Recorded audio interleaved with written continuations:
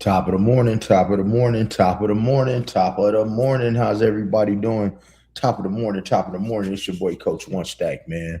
How is everybody doing this morning? Hope everybody's having a beautiful day.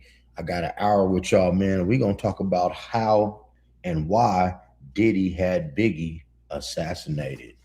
Let's get it, y'all. Come on, tap into the room, man. When you tap to the room, go ahead and smash that like button while you're on your way in here, guys. Go ahead and smash that like button as soon as you come in the room, man, so we can get to it. I got an hour with you guys, and you already know how I get down. Raw, gritty content and nothing but the facts. So go ahead, man, and share this live too with your people so they can come on in and we can get started and we can talk about these facts. And guys, let me know where you're from. Good morning, Raccoon Man. Raccoon Man, we spoke before. Where you from, Raccoon?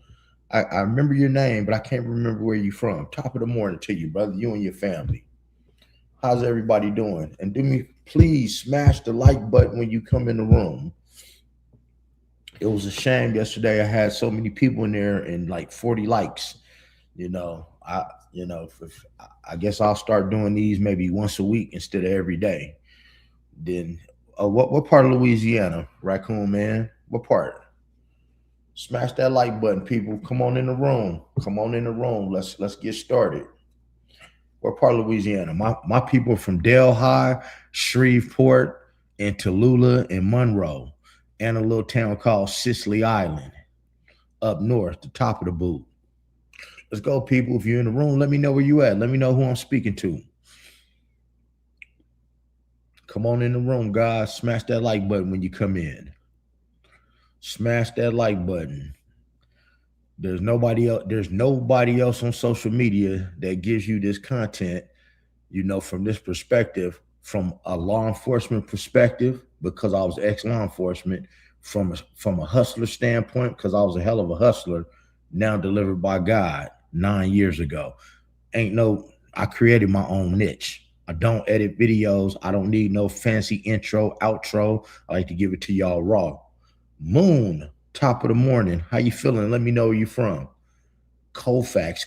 I never heard of Colfax. I never heard of Colfax. What other city is Colfax close to? And guys, I got 17 people in here. I want everybody in the room to let me know where you're from before we get started. Let me know where you're from before we get started. Boom. Ohio, the Ohio State University, man. When I hear Ohio, I light up. I got somebody, man, that's very near and dear that I care a whole lot about that is from Ohio and went to Ohio State. So when I see Ohio popping here, okay, I know where Alexandria is at. When I see Ohio popping here, man, I get all, I feel good about myself, man. That just lets me know those are omens, man, and it's that Ohio thing. Anderson, Indiana, hey, top of it. Don't go nowhere. If you guys in here, make sure y'all smash that like button because we about to get started, y'all. And we only spit the facts. So once again, man, I'm Coach One Stack, born and raised in Las Vegas. What's up with it, RM? And man, I'm an old head, but I probably look better than you, man. And I got an 8-pack. and you probably wouldn't leave your girl next to me either, man. When I peel this shirt off, man, and they see that 8-pack for the old head, hey man, I'm gonna snatch the new head, girl. But it's all love, man. Can you dig it? I know where Winnipeg is. I've heard of Winnipeg. But guys, let's get to it, y'all. Let's get to it. If you have smashed the like button, man, throw a 7 up in the air if you've already hit the like button. If you've already smashed that like button, throw a 7 up in the air for me.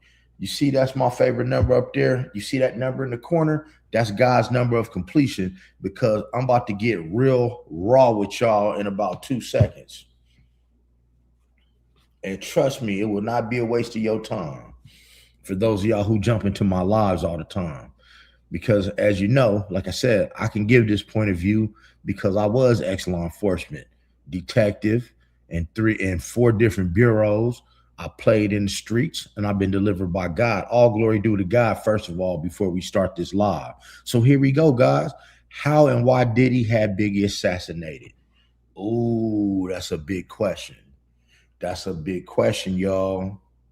You know, do any of you guys have any idea? Because I don't know how old everybody is in this chat, but does anybody have any idea of why Biggie was assassinated? If you do, feel free to say it in the comments, and I'll post your comment on the screen to let people know. When I see a really good opinion, tell me why you think that Biggie was assassinated, and I'm going to give you my perspective. And I'm going to back it up with some evidence. Guys. And top of the morning, everybody. If you're coming in here, man, God bless you and your families. God bless every last one of y'all. I got to get this in before I go to the gym. Tom Dan, you the first one that popped up. So boom, let me pop that up there. Because he's worth, yep. Well, you know what? A raccoon, he already had his publishing. If you guys go watch a video that I just dropped after this, it's going to say, Diddy knew that Tupac was going to get shot, and he watched, and he did, at Quad Studios. Diddy was there at Quad Studios with Jimmy Henchman and Andre Harrell in the office, and Jimmy Henchman said that he had to teach Tupac a lesson because he owed him some money, and they watched it happen. But he already owned Biggie's publishing. That's why he was there at that studio that night when Tupac got shot in the elevator, because he was spying on Biggie, because Biggie was writing for Junior Mafia, and so Diddy would have gotten a portion of that money. He was trying to stay on top of his money. Yeah, so now here's the best one right here, Samantha. God, hey, blessings, Emma. Blessing, Emma. That's exactly right. He was going to leave Bad Boy. See, for those of y'all that don't know the history, you might not have been here. Craig Mack was the first Bad Boy artist. And you see how he passed away. Full blown, you know what? To the point to where Craig Mack moved his entire family, people, to a cult in South Carolina. Y'all can go look this up. And guess what? The leader of that cult that Craig Mack took his family to, that man is right now doing time in prison for some Diddy stuff with little kids. Okay? Now, here's the thing. Diddy didn't have, he probably had more money than us. I know he had more money than me. I'm not rich, guys. I never claimed to be a baller and be wealthy and well off, but I'm cool. But back in them days, Diddy didn't have money. He didn't have money like that. The only artist he had was Craig Mack, and Craig Mack was on his way to Death Row. Hell yeah, he did. Craig Mack was on his way to Death Row Records. Biggie was leaving, but he was leaving Bad Boy Records and taking people with him. Now, if anybody can ever prove me wrong on something that I say, if I tell you I saw a video, you can go find the video for yourself. I'll throw you $100 cash out, because I only speak on facts, right? Michael, why does Snoop Dogg love Diddy? He always have. That's why Snoop Dogg and Pac was not getting along. Snoop Dogg wasn't even in Las Vegas the night that Tupac got shot. And I'll tell you like this, if you go on the dark web, it's certain things, if you know how to punch in the right stuff, you can find clips of tapes of certain things. And that's all I'm going to say. And all I'm going to say is there is a tape out with Diddy and Snoop. They're not doing no funny stuff amongst themselves. They're with another woman doing their thing. I'll leave that at that. So now, Biggie was getting ready to leave Bad Boy Records. You got to remember, he wasn't hot until Craig Mack made Flavor in Your Ear remix. Okay, Biggie wasn't hot, so he only had one album out. You got to understand, people keep saying, right? People keep saying that Biggie was the greatest rapper of all time. Guys, he only made one album before he was out of here. Tupac had made several albums, and he started off with as a dancer and a roadie for Digital Underground. He'd been in the game, okay? So now, Biggie was getting ready to leave Death Row Records, and he came to Gene Deal. And you guys can watch a video on this, right?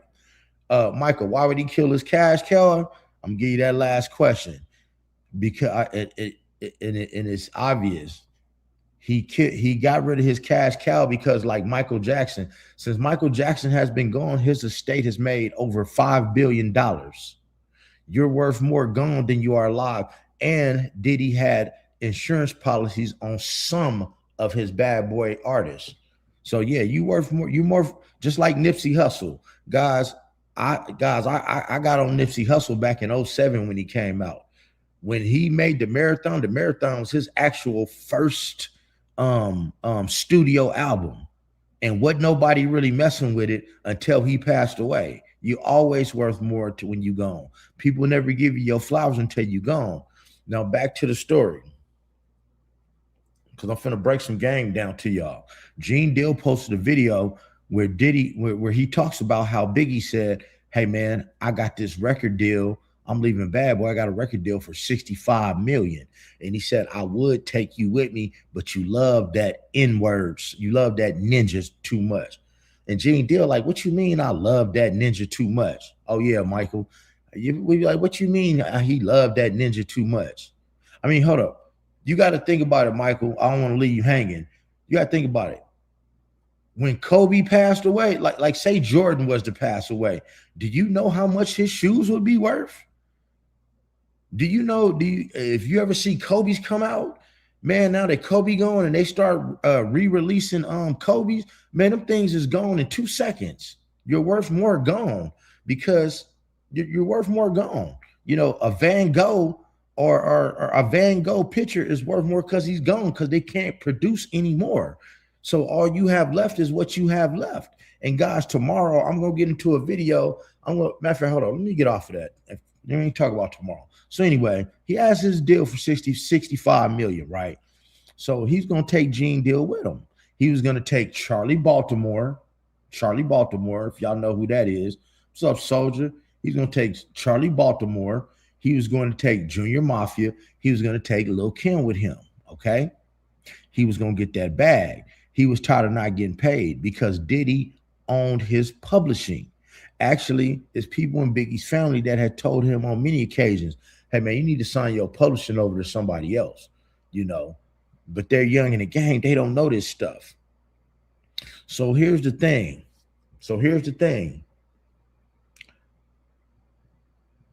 Diddy and Kirk Burroughs spent 3 months negotiating a deal with the United Kingdom to send Biggie Smalls to the UK so he could be the first bad boy artist to meet the UK press. Okay? Now, if you don't know, Kirk Burroughs did not assault Diddy. He did not S.A. Diddy. Him and Diddy were lovers. If you watch Gene Deal's interview, Gene Deal used to have to go drop off money to Kirk Burroughs, and Kirk Burroughs and Diddy used to spend the night with each other at Kirk Burroughs' house every Wednesday night. Now, this spending the night and waking up with another man, I'm sure you guys saw that video where he said that he wakes up in the bed with Usher. Usher was only 12 years old at that time, right?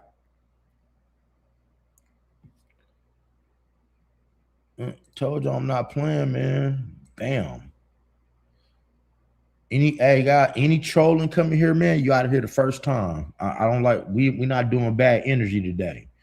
I do think they're gonna charge Diddy with those murder. Yes, Mitchell, I do believe so too. You know, and then you have to understand when you're dealing with murder, there is no statute of limitations.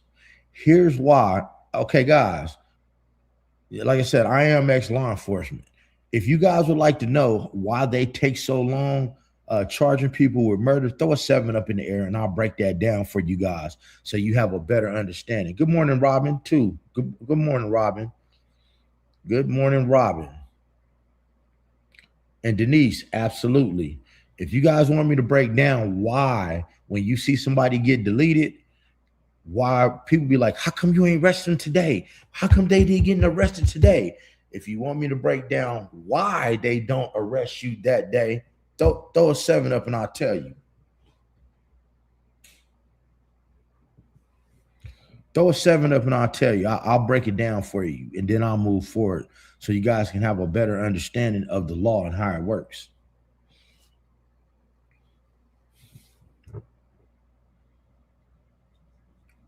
Because your boy Keefy D, he wasn't lying. He wasn't lying that there was a hit put out. When you hear the proffer agreement that Keefy D did, because I'm here to tell you, I have covered this Diddy stuff since the day he paid Cassie off, right? I covered it on every one of my platforms. My TikTok went viral. It took 7 days for it to get monetized and go viral. My Facebook, my IG is not, I don't really post on IG, but all my stuff went viral, man. I've been posting on this stuff since day one and following it and reading the paperwork and, okay. So now I don't have anybody that wants to know why they don't charge people with murder like quickly and why they let people walk around for years without charging them with murder. Nobody wants to know that. But if you want to know, throw a 7 up and I'm going to explain it so you guys kind of know what's going on and why things are the way that they are. And I can move forward in the chat. Because I want to, I like to educate you guys as well. And guys, make sure you smash that like button when you come in. I got 451 people in here. I should have at least 300 likes. All you got to do is tap a button. I like to do these every day, but maybe I just knock them down to once a week.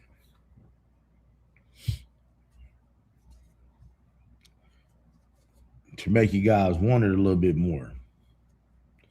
Okay, so now throw a 7 up if nobody is concerned with why they don't. Throw a 7 up in the air then if nobody's concerned with why they don't charge people with murder quickly, even though they know they might have done something. And then I'll move forward in the chat. I just don't want to lose anybody and I don't want to have to backtrack. But right now, you guys are a little quiet. Talk to me, I talk back.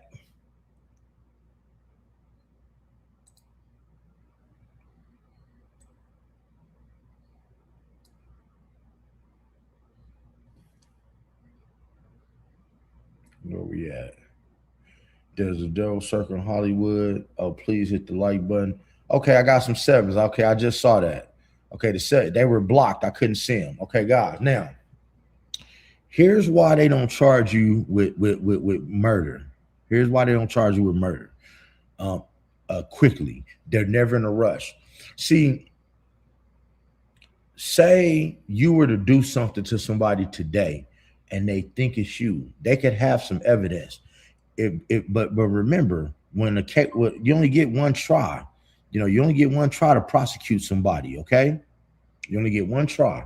So if they arrest you for murder off the rip and the case ain't, they haven't talked to all their witnesses, they haven't got all their ducks in a row, what will happen is, a person can waive their right to a speedy trial. Now, when you waive your right to a speedy trial, you by law will be able to go to trial in the next open court date at that courthouse. So say it's Monday and you waive your right to a speedy trial. If they have room in the calendar for Friday for you to start your trial, then your trial will start Friday. And that means that the prosecution will not have all their ducks in a row. That's not enough time for them to go out and interview witnesses, right? To find their informants, to find out who was a part of it and who they want to give immunity to testify. They have to go with what they have. And so now if they go with what they have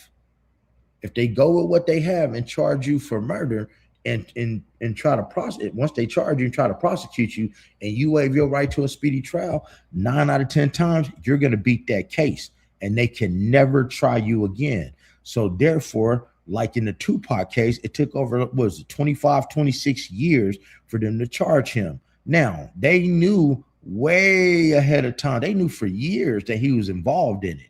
He got on, it was 4 years before he got arrested that he was on Vlad TV talking about it. That was enough then, but they wanted to have their ducks in a row because there is no statute of limitations. So you guys can expect Diddy to be getting some more charges thrown his way. It's like they're not in a rush. You got to think about it. See, everybody would ask me when this Diddy thing first started, well, how come they ain't arrest him? When are they going to arrest him? When they first did a search warrant at his house, I said, the feds are not in a rush. When they get you, they got you. You know, when they get you, they got you. The reason why the feds work so slowly is when you have a state case, guys. I work for the police department, man. I work for the state, Clark County, LVMPD, right? That's the big dog department out here in Las Vegas. Okay. If I go and I arrest you when a state person, when you get arrested on one charge, a lot of time it leaves a loophole for you to beat that loophole. And that's when it's a hole in the case. The feds operate, they will let you do stuff for years. They'll let you do it for years because where they might be weak over here on this particular, let's say it's a drug bar. This case might be weak, but they got 30 more of them that they didn't let you do. They got 50 more of them that they have you documented doing. That's why most people take a deal in the feds and they got a 99% conviction rate because they keep allowing you to do it. Now in the state, you could do the same thing, but it just don't work like that because truth be told, when you're arrested for something, guys, you could get arrested for something right now, you know, by the regular police. You can get stopped. You could have a gun, drugs, whatever. They don't have to arrest you that day. This is how a lot of people be snitching. They don't have to arrest you that day. They simply impound your gun, impound the narcotics or whatever is related to that case. They write up all the paperwork as if they have arrested you, and that's how people turn informant. So they let you do your informant stuff, and then when they're ready to, they will submit that to the district attorney's office, and you'll just have a warrant for your arrest. So you'll still go to jail. You just won't go to jail that day. It could be a year down the road. You find out that you got a warrant for your arrest. So that's how the feds work. That's why they haven't put these charges against Diddy. Because another reason, because he has a lot of high profile attorneys. And believe it or not, man, it costs a lot of money in the court system to even put this case on. This is why they get so much evidence on you so you will take a deal. You understand what I'm saying? The average person, that's probably why when the feds get you, they have to serve all those years. Yeah, absolutely. Absolutely. Lydia James, living in confusion. Whitney Elizabeth Hughes. Yeah, Ray J has something to do with Whitney. Come on now. Knowledge is proud to go them right. Thank you, Tom. I'm just giving y'all the game, man. And one thing about me, like I said, I am ex-law enforcement. I am ex-street. I did a whole lot of stuff in the streets. And I was very good at it because I was ex-law enforcement. I knew what I shouldn't do.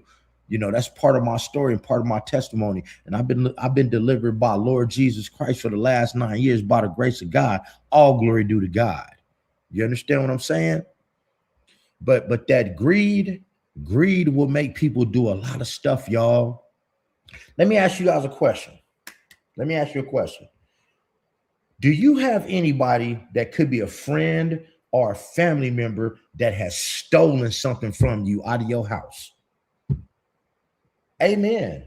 All glory due to God. Hey, you know what? Press pause. Can I get an amen? Can I get an amen? And all glory due to God. Because we all fall short in the glory and grace of God each and every day. And God knows I do. And please smash that like button while you up in here. Please smash that like button. So YouTube know I'm doing my job here. I'm moving this algorithm, and I'm the only, there's nobody on YouTube that brings raw content like I do. I got 5 computers, y'all. I'm on my computer right now. on one of them, but I do my content on these two phones right here. Okay. I don't want no fancy intro, outro. I don't need none of that. All I need to do is be articulate and show you something and talk about it and bring you facts. I believe Ray J is one. Let me see. I'm going to post that. Bam. I believe Ray J is one of the people who slipped, heard them drugs, and it got something to do with Bobby Christina as well. You know what, Denise? I'm gonna get on that in a second. Peace be still. Oh yes, peace be still. Hey, Larry Kelly, the good Lord told me 6 months ago, peace be still and to sit still. And I'm here to tell y'all, man, as family, the last 6 months of my life have been turned upside down, flipped around, inside out. But you know what? I have stayed faithful to God and what he told me to do. And I'm telling you, man, he's turning it around. Won't God turn it? If God will turn it around, man, let me get an amen. If God will turn it around, let me get an amen. Because this is karma right now that's going on with Diddy. If God will turn it around, let me get an amen. I can't do nothing without mentioning our Father Jesus Christ. Amen. You know, yeah, like I said, I'm raw, I'm gritty, guys, but I guess what? I cast no judgment against anybody, because at the end of the day, when it's all said and done, and I'm sitting in front of my maker, the good Lord is only going to ask me, what have I done? He ain't gonna ask me about y'all, and he ain't gonna ask you about me. Therefore, I don't have an opinion. See, I don't care about your sexuality. Matter of fact, if you are part of the rainbow community, I want you to tap in with me, because I have interviews that I'm going to start doing with people from the rainbow community to bring awareness. It's part of my purpose. And no, I'm not a part of the rainbow community. My daughter is, but I'm not I got a project going for the rainbow community that I'm really trying to get off the ground. It's going to be a podcast where all I do is interview people from the rainbow community. But we got to get back to it now. Denise, with your statement, you believe Ray J was one of the people who slipped them drugs. Now, Ray J was the last person with Whitney Houston. So let me tell you guys something. Hey, Denise, you can go find a video. Oh no, he's singing now. Hey, elder me, sit still. I'm gonna address something that you put. Matter of fact, let me put it on the board real quick while I address her. While I address this. Ray J was the last person to see Whitney Houston. Okay. You guys can go look up a video on YouTube with Whitney Houston's sister. Okay. And in that video, Whitney Houston's sister is going to say, well, damn. How did if Whitney Houston just overdosed, well, why were her fingernails chipped? They said she had her fingernails were chipped and she had scratch marks on her like she was fighting for her life, almost like she had been drowned. And let me give you another tidbit of information. The same coroner that did Michael Jackson is the same coroner that did Whitney Houston, which is the same coroner that did Kim Porter, and so on and so forth. Slim Jones, that's good, brother. That's good, brother. No judgment here. No judgment here.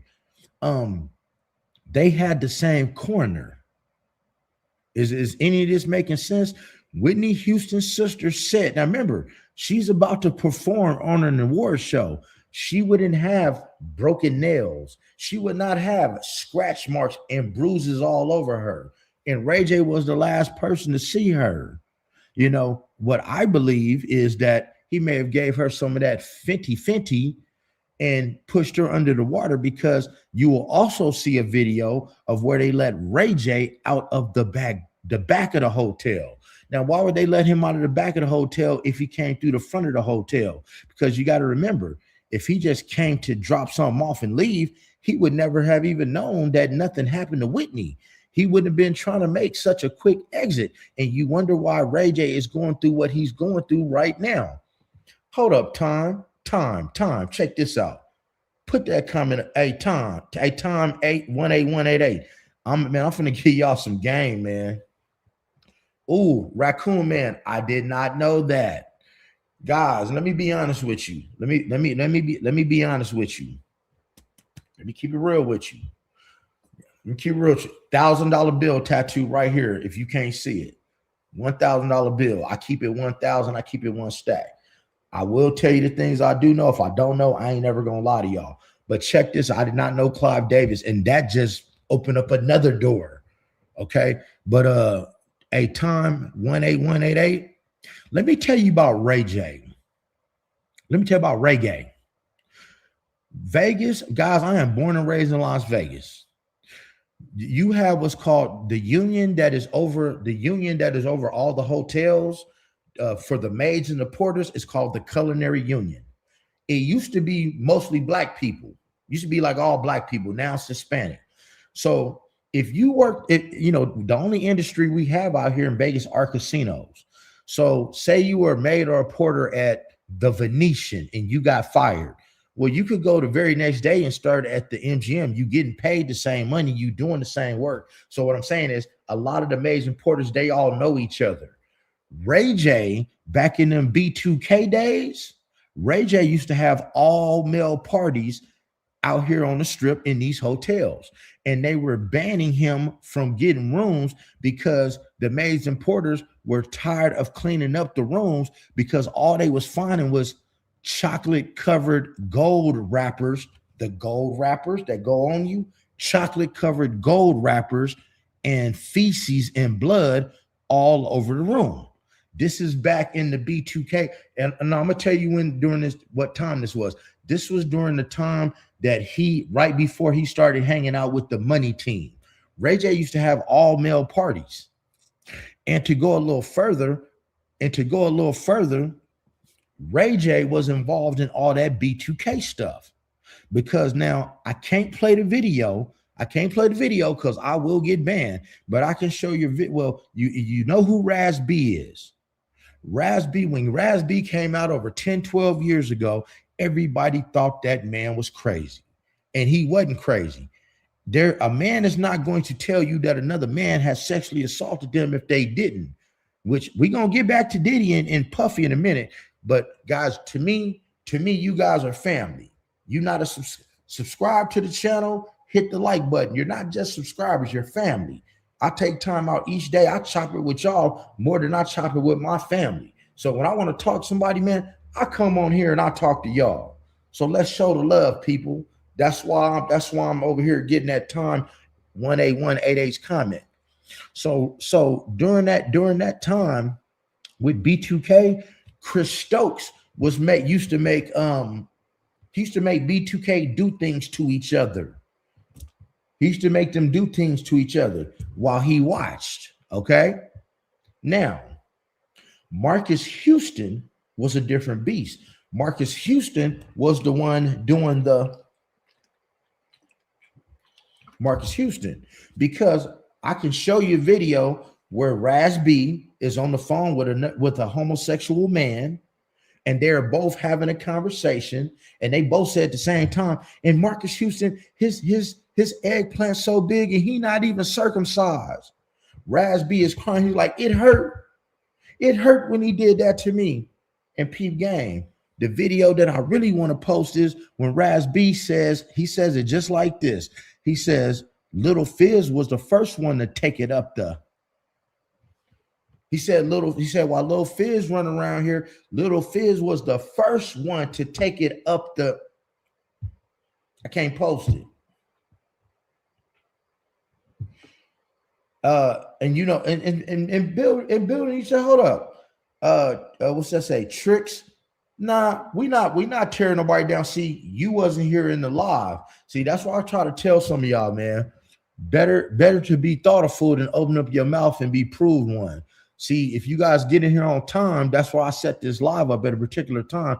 You would hear the entire story, not just the parts that you hear. And that's the problem with life. People hear half the story. We're not in here dogging out nobody's sexuality. So you might want to just like be quiet over there. We're talking about people being assassinated, and I'm answering a question that's up on the screen, which maybe some of you guys ain't used to that. Little Fizz is one of the B2K members. Okay. So Ray J was with that activity too. That's what I'm saying, and Ray J right now to this day, time 181, a lot of these dudes are going through this withdrawal because you have to understand Diddy was their first. Now, see, going back to Diddy and Biggie, Diddy knowing that Biggie would be assassinated. How did he know? He set it up. See, that night, like I said, Biggie was supposed to go to the UK. Biggie did not want to go to LA. Guys, and I'm here to tell you, man, God is good.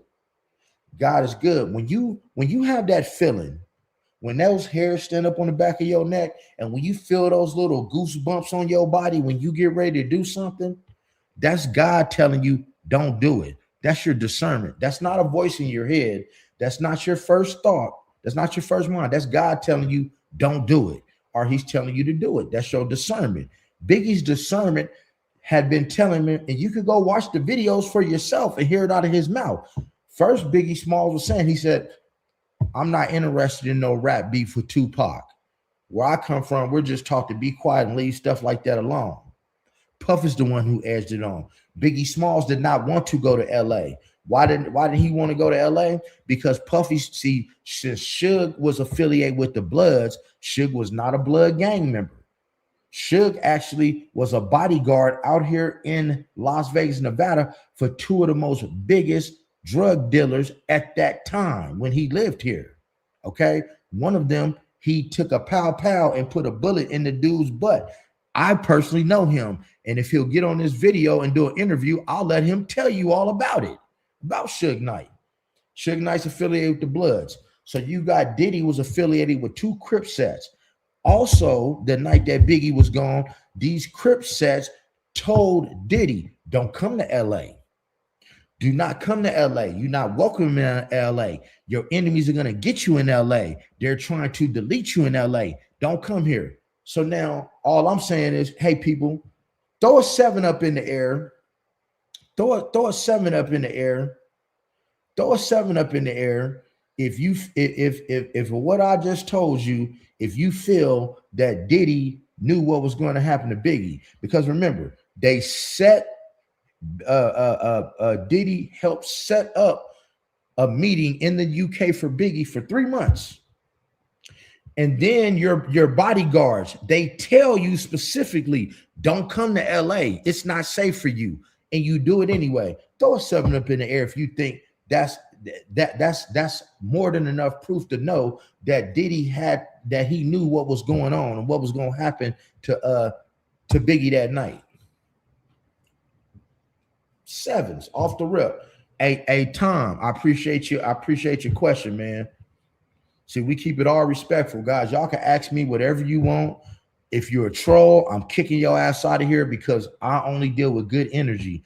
I don't care about your sexuality, your political affiliation, your race, your gender, your age, your size, your nothing. We here for good energy, guys. Time is something that we can't get back. And I only get on here and talk about stuff that I personally can know about and I can prove, and you can go watch a video about it as well. What goes around, come back around. Let me see. My thing is why Diddy was not in the car. Yeah, well, watch this. Bam. Good question. Show can't, man. Check this out. Oh yeah, and Biggie was bisexual too, by the way. That's a whole nother one. That's his business. So why Diddy was not in the car? That's a good question. But I tell you what. Oh yeah. Hey, Oscar, I'm gonna get a live about that too. And Shine.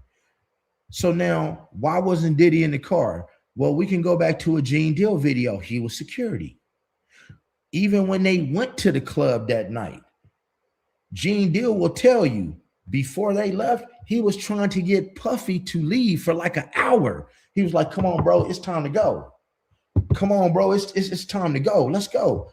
And Diddy kept telling him, hold up, man. Hold up. Wait a minute. Wait a minute. It ain't time yet. Wait a minute. Almost if something was getting set up. Now, if you remember, man, when Biggie was eliminated, it was a guy in a bow tie. See, it was the guy in a bow tie, and it was actually a police officer that was in a black 96 SS Impala. He was later on arrested for that, for the deletion of Biggie Smalls. But there was a guy in a bow tie that looked like a Muslim. Well, go look on Gene Deal, go look through Gene Deal interviews, and you will see the picture of that same man with a bow tie sitting in the background, you know, in a picture with Diddy and Gene Deal, but he's behind him. So they weren't taking a picture with him, but he happened to be in a picture. And Gene Deal was like, how would this dude get in our inner perimeter back here? And we don't even know who this person is.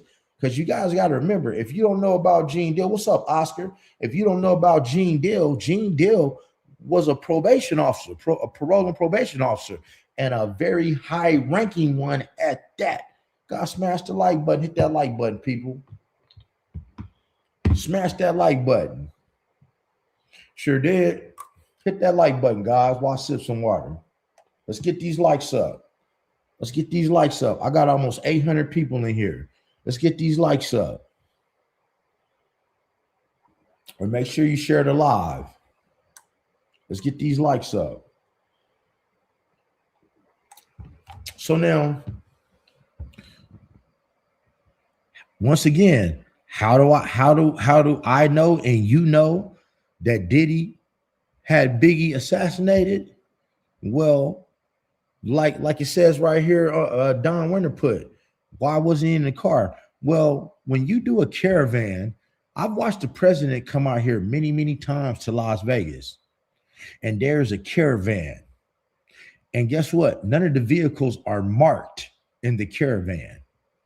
And why would you have Biggie in the very first car of the caravan and Gene Deal in the very, very last car of the caravan? It doesn't make sense. See, I tried to post part of that video when it came out. It did a copyright thing and it took the video down. But why would you specifically had Biggie get into the first car, the first SUV, and you had Gene Deal in the last SUV?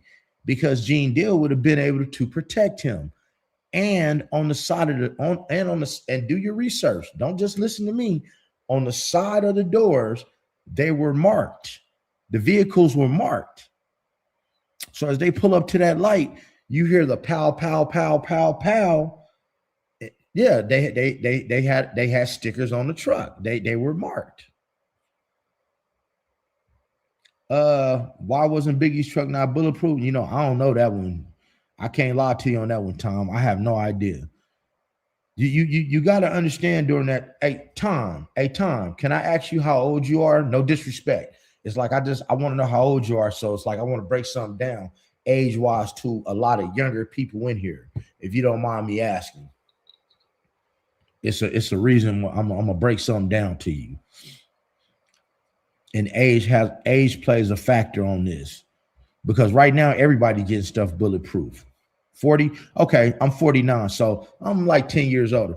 Back then, like Diddy didn't at that time, Diddy didn't have money like that. He didn't have money like that. You know, man, we not getting with that. Ain't no such thing as a clone. We're not even finna bring that up in here. Diddy didn't even have money like that. When Diddy was introduced to Keefe D by Eric Von Zip, who was a major hustler. Eric Von Zip was the plug in between Keefe D and Diddy. If you look at Keefe D back in the days with Diddy, Keefe D was suited and booted. Man, he was rich. He was rich. They in California call that rich rolling, man. He's rich rolling. Matter of fact, Usher's very first video that he shot, and Diddy was driving a 64 Impala, that was Keefe D's car. See, Diddy didn't have his own style. I dropped a video last night when Gene Deal tells you that Diddy told him, I don't know how to talk to a woman, because Gene Deal said, man, all these different women that was messing with Puff in the beginning. He said, man, I knew they was only messing with him because he was Puff and he might have had a few dollars, but he told Gene Deal, I don't know how to talk to a woman, verbatim. You can go see that for yourself. Like I said, If I tell you something and you can bring it back and call me a liar, and I tell you it's a video for it, I'll throw you $100 cash out.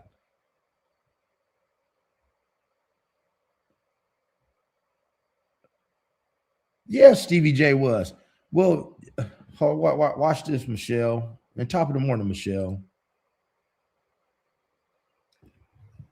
And Karmazs. I don't want to mispronounce your name. You are absolutely right.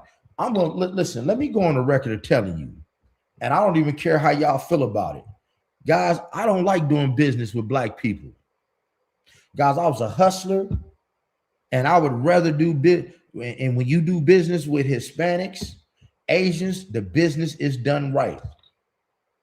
When it comes to our people doing business with each other, the business is always messed up. We're the only ones that don't work together. We are the only race that don't look out for each other. You understand what I'm saying? And I got to keep that a buck. I got to keep that a buck. I would rather, man, see, let me kind of go off topic real quick, because I want to talk about, where is it? I don't want to lose it. Let me go off topic real quick. And God bless you, brother. You on the screen. Let me go off topic with you for a minute. Guys, when I was in the streets, and I could talk about this stuff because the statute of limitations is over with. God, I was pushing everything in the end except PCP. The first thing was ice. Then came the soft, then came the hard, then came the black tar, then came the pills, then came the green, but the green is legal. Okay. So let me give you some information. This is how I can tell somebody's ever been in the streets, right? Because I was moving 50 keys of the ice per week. That's 100 P's. Now, when you break open a brick of that white stuff, or if it's crystal, when you get it from because it's gonna come from a Mexican, okay? When you break it open, it's gonna weigh more than 36 ounces. It's gonna weigh about 38, 37 and a half. They're gonna give you extras. But what black people do is they're gonna open it up, they're gonna take the extras out of it, and they're gonna give you 36. Me, I gave it to you exactly how I got it. And got many phone calls like, did you mean to do this? Well, what you mean? Man, this half pound right here got 9 zips in it. It got 9 zips in it. I said, hey man, I just gave it to you how I gave it to me. I might have needed to go pick up 4 P's and told Connect, hey man, break them down into 4 halves for me. And I'll go drop them 4 halves off and I get 4 phone calls. Did you mean to give me extra? No, that's just how it came. Mexicans always give you extra.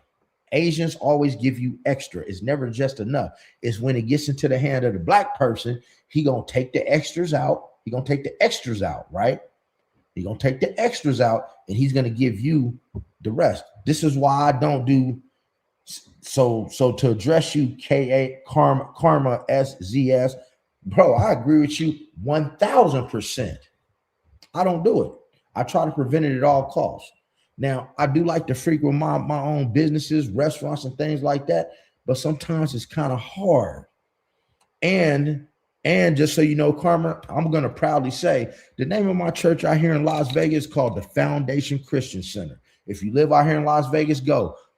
Our church has the only in all of Las Vegas, my church has the only church-owned and black-owned supermarket in all of Las Vegas. It's just one. It's called the Aftermarket. We're the only ones that have something black-owned here in Las Vegas. So thank you for letting me address that. Yeah, and the pen, they do help each other. We don't help. And Diddy, you know, let me see. P. Diddy he made the song about Biggie called I Be. Yeah. Hey, hold up. Let me post that for you. Let me post that, Oscar. Now, guys, If you remember this song, I'll Be Missing You, throw a 7 up for me, please. And guys, hit the like button. I got 600 people in here, man. I should have at least 500 likes. All y'all got to do is tap a button for me. Tap the button and move the algorithm for your boy. Tap the button, show me some love. That's all I ask when I do these lives. Show me some love. Subscribe to the channel because I do these often. I like doing it. It's therapeutic for me. And I post y'all comments. I'm not like other people. Like, I'm not going to post your comments unless you super chat me. If you want to super chat me, that's fine. I would greatly appreciate it. If you want to donate to the channel, that's my Cash App down there. As a matter of fact, hold up. Wait a minute. Hold up. Wait a minute. I got to do something. Dominic Ross. I want to shout you out, Dominic Ross, for hitting that Cash App and for that donation the other day. Thank you, Dominic Ross. Thank you, Dominic Ross. I appreciate that Cash App. When I get a little bit more, what I'm going to do is I'm going to go to Little Caesars Pizza because it's cold out here. I'm going to get some 2-for-1 pizzas. I'm going to try to get about 20 of them. That way I get 40 of them, and I'm going to pass them out to the homeless. But Dominic Ross, I want to shout you out for supporting the channel. Appreciate that. So now, if you remember that song, throw that 7 up in the air, guys.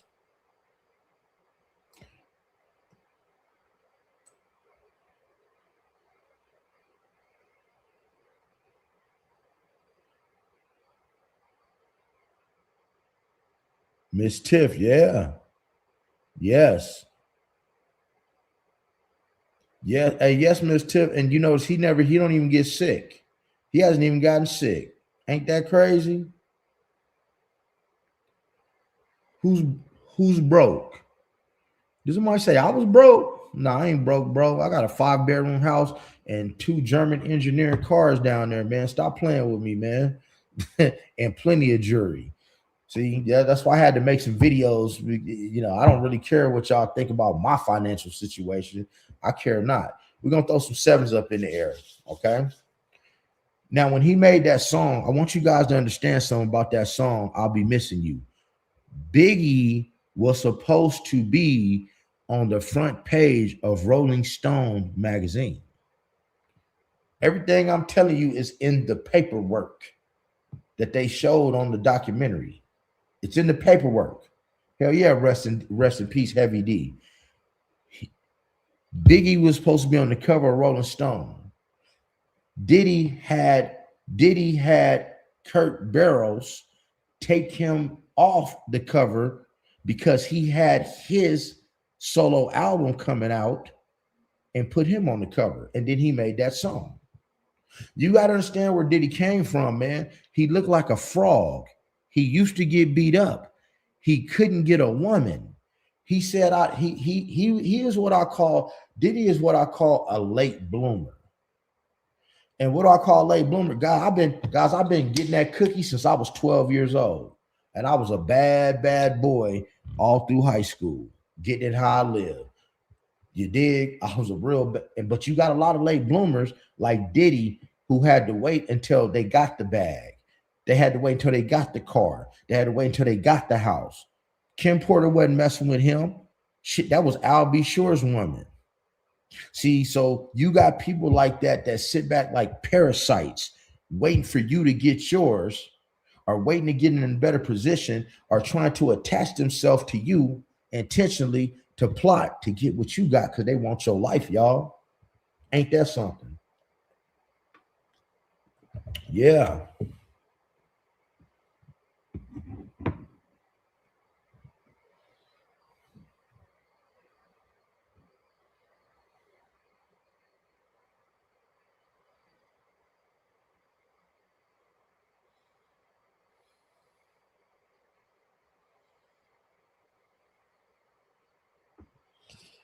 Yeah, they wait. Yeah, they waiting to get what you got.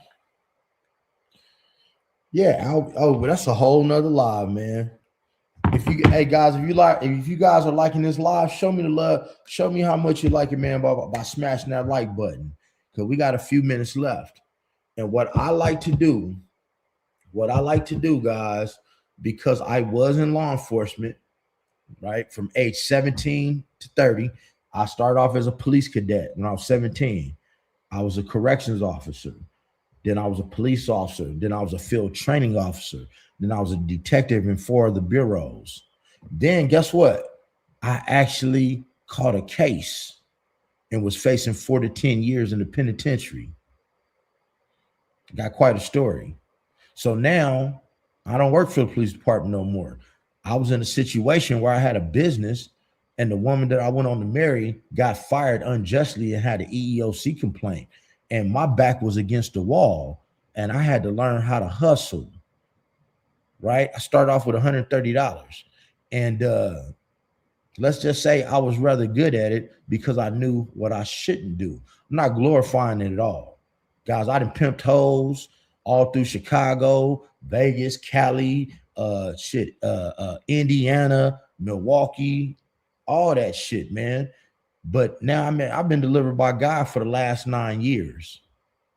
So at the end of yeah, man. Hey man, you can't see the ism, man. You can't feel the ism. See, check this out. Check this out. Let me pin your comment. Karma. All ism is the ultimate truth. That's all the ism is. That's all the P is the ultimate truth. Me telling this person, this is what I do. This is how I get it. It's going to be multiple people. We are building a dream. See, you got to respect the P because he don't have to lie to a woman. The average man got to lie to a woman each and every day, but the P, he don't have to lie. That's why you can have 10, 12, 15 of them, because it's all about the mind. It's a mind game. It ain't about the body. A P, I'm not control. It's some beautiful women here, but I'm not concerned with how any one of y'all look, because it's somebody that I really, really care deeply about. Deeply. I mean, in a deep way. I ain't concerned with how nobody looks up in here. It's all about the mind. And guess what, Kathy? I don't trust him either, and I worked there. Oh, I forgot to tell y'all, my dad is ex-law enforcement too, and I don't trust him either, because my first 2 experiences with the police were very negative. This is one of these things where you kind of live out your father's dream. This is something he wanted me to do. You understand what I'm saying? And I really wanted to do, but when I did it, I helped my people. I was the one that could help, and I could give you a break. I was the one that could I worked in the black part of town. And remember, I'm from here. So being at work was like not being at work, because I knew everybody because I'm from here. I'm the one that walked around in the projects with Slurpee tickets and 21 sitting up in my pocket so I can pass them out in the projects. I'm the one that can go to any food restaurant and say, hey, man, I got a family of 5 that ain't got no food. Can I get a bag of food to feed people? See, I did all that. And the way I'm talking to you now is the same way it was when I was in law enforcement. You dig? And being in the streets, that's how I learned I was a hell of a businessman. A hell of a businessman. Why did he go to Cali? Because he was supposed to go to the UK, and Diddy insisted on it. That was the setup. No, I don't know Bishop Don Juan. I wasn't on that level, bro. I wasn't on that level. I was not on that level. Ain't no sense in me telling you that lie. In the streets, I got to a real high level. I had a job working for people, the people who bring it in. And that's a whole nother part of my testimony. But now, at the end of this live, guys, I'm going to give you guys a choice. Do you want to hear a true story about a law enforcement story, a story about the streets, or a spiritual story? I'll let y'all pick, because I do this at the end of all my lives. So y'all let me know what you want.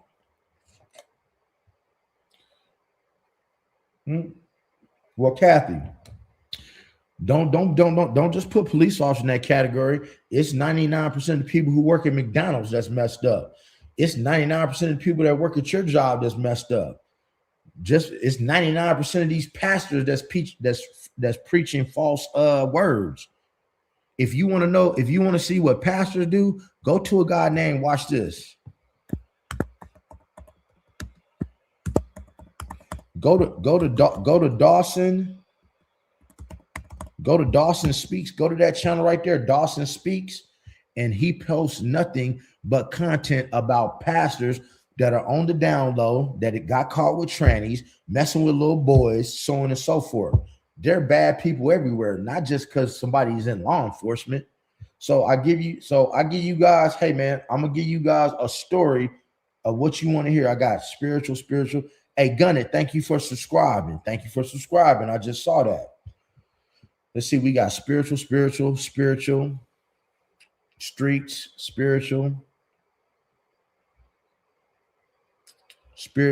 I'm not a gangster, so I can't tell you a spiritual gangster story. So let me tell you a spiritual story. True story, guys. True story. Very true story. If I'm lying, I'm flying. True story. This is around COVID time. COVID has started. And like any young man that was a hustler, I still get mail at that time sent to my parents' house. My mother passed away 15 years ago, so it's just me and my dad. I get mail sent to his house. And so like some of y'all, man, you get to the house, hey, you got some mail. This is a true spiritual story. And so for 3 years, I've been getting this letter from Bank of America. And I got a paper shredder right there. So I take what I don't need, I put it in the shredder. Whatever I don't need, I put it in the shredder. So for 3 years, now, hold on, let me press pause. I walked away from the game. When I walked away from the game, I promised God, I said, I never touch no work again. And he tested me. He tested me. And I passed every test because I have it and I won't. So now some time has went by. A couple years have went by. I'm out of the streets. I've been out of the streets 3 years at this time. Maybe 4. And so I've been shredding this letter from U.S. Bank. Shredding this letter for 3 years. One day, and this is right when COVID started, I opened up the letter. It had my government name on it, of course, and there was $35,000 in an account. $35,000 in an account from U.S. Bank. Now, guys, I was moving fast, living a fast life. But let me tell you something. Let me take these off and look you in the eye. I have never in my life opened up an account at U.S. Bank. Never. That's why I was shredding the letter. I thought they wanted to give me a credit card or something. I had no business with U.S. Bank. I have never opened up an account at U.S. Bank. So it's $35,000 in this account. So I pick up the phone, I call him. I said, hey, this is such and such. I got this account here. I got $35,000. It was $35,000 exactly to the nose. I said, I got this account here. And I said, is it real? They said, yeah. They said it was one deposit made in that account 3 years ago, and there has never been a withdrawal.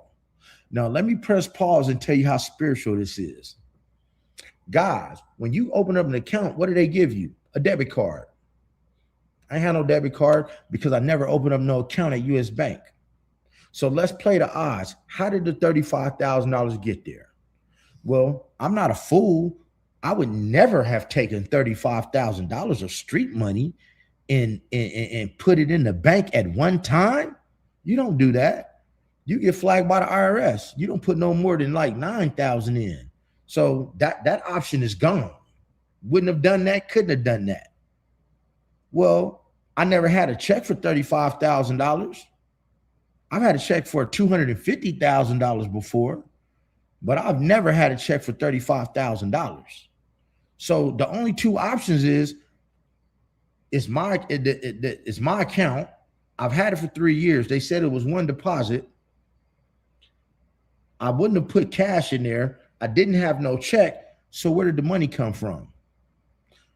What I believe that money came from, y'all can think I'm crazy if you want to. I believe that was God blessing me because for staying out of the game. I believe that God blessed me with that and he did that, and I can't explain it to this day. I can't explain it to this day, and I got proof. Man, I wish I could get my dad on here to really to talk to y'all, man, and tell y'all this story. And I got one other person that can tell you this and prove this. I felt that because I made a promise to God that I would never touch no work again, that he blessed me with that. And I had it for 3 years. I was ripping the letter up. I was shredding the letter because I have never in my life opened up an account at US Bank. So that's my spiritual story for the day, man. God will cover you. God will take care of you. You don't have to want for nothing. And I'm telling you, and I'm not crazy. I don't have to lie. I don't have to make this up. God blessed me with $35,000. Because like I said, anybody who knows anything about money, you don't put $35,000 cash in the bank at one time. The bank said it was just one deposit. I didn't ask what kind of deposit. I was still dumbfounded at looking at the money. I never had a check for $35,000. So where did the money come from? The money only could have came from God. And that's my spiritual story for y'all, people.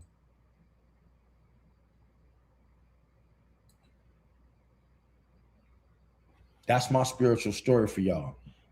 Kathy, I felt that I was rewarded, because when I stepped out of the game, you got to understand, listen, my major thing was ice. Man, look, guys, I was getting $80,000 FedEx to my doorstep overnight, twice a week, from somebody I never met for years. That's just one thing. The hard, the soft. When I prayed to God to get out of the game, I gave everything away when I came back. I flew to another state. I prayed on it. This is in one of my lives. I prayed on it. I prayed for things to be removed. I prayed to be surrounded by other like-minded people. And when I got home, I gave away all my work. I gave it away. I didn't sell it. I gave it away. See, because nobody that I really knew what I was doing. Because my clientele would mostly had jobs and people in and out of state. Right? But I gave it all away. And God covered me through the process because he tested me. There's a lot of things that popped up where people will call and say, hey, man, if you can plug me with this and this, I'll give you this. Hey, man, if it was, I went and got my CDL license. I wanted to learn how to drive a truck. Guys, I've had a passport since I was 23, and I've been all around this world. I'm on my 3rd passport. I wanted to see the world differently, so I got a CDL. Man, it was, man, I wasn't making no money. I was like, man, I could leave here now, make one phone call and be on, and make more money in 5 minutes than I am in a week driving trucks. I was tested, put through the fire, and I never caved, and I never will. And I believe that God rewarded me for that, guys. And this wasn't the 80s. I'm a 70s baby. And everybody in the 80s was a baller. This is in the thousands. I was born in 1976. I remember part of the 80s. The 80s was great. 80s was a good time to be here. Yes, reinventing yourself is a good thing to do. Reinventing yourself is the key. Guys, smash the like button, guys, because now I've come to the end of my life. I got to get to the gym. Then I got work to do, y'all. Hey, man, if you have not subscribed to the channel, subscribe to the channel. Please subscribe to the channel. Please. Oh, yeah, I'm begging. Please subscribe to the channel. Yes, I'm begging. Please tap one button and hit a like button and help me out in my journey so I can grow this channel. I'm asking, please. They say a closed mouth don't get fed. I'm asking you guys, please help me out by hitting a button, and I am going to keep giving y'all raw content, and it's never gonna change. I ain't going Hollywood on y'all, man. You're gonna I leave my content a specific way for a specific reason. On these 2 phones, I got 5 computers. I'm on a computer now. But other than that, guys, I gotta go, guys. May God bless every one of you guys, because you're family. May God keep his hands wrapped around you and your family as you get to all your destinations, and bless you with his traveling grace, that you are unscathed. Other than that, I want you guys to be blessed. Have a good day, and I'm going to see y'all next time. Make sure you subscribe to the channel. Peace.